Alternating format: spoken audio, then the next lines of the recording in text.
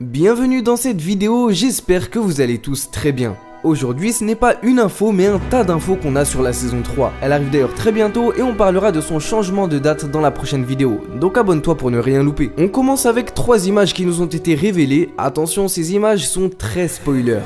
Sur celle-ci, on peut apercevoir Ras et Arin dans les airs grâce à la sorte de jetpack d'Arin et un petit dragon qui les suit. Pas grand chose à dire sur ça, c'est assez basique.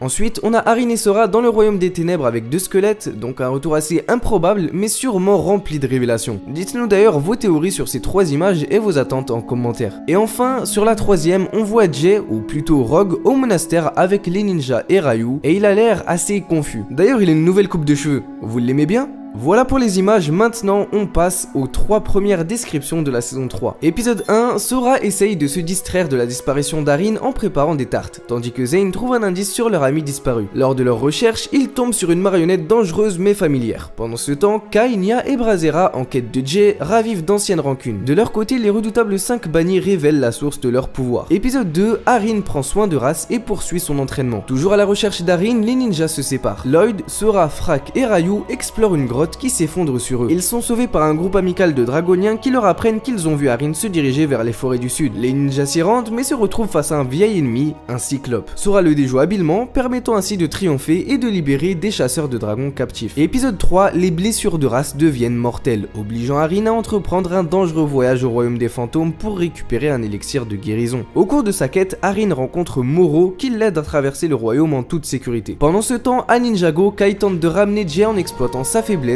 tandis que les 5 paniers concluent un nouvel accord avec Thunderfang. On retient qu'on a déjà vu le cyclope dans un des teasers et que la marionnette dont on parle, c'est celle de Dorama. Comme promis, je lis vos 2 théories faites sur le serveur.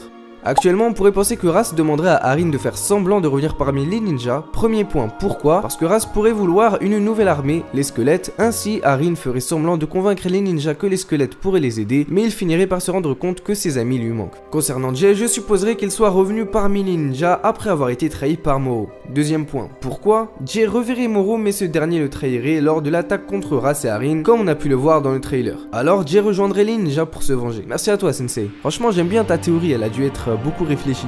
Deuxième avis.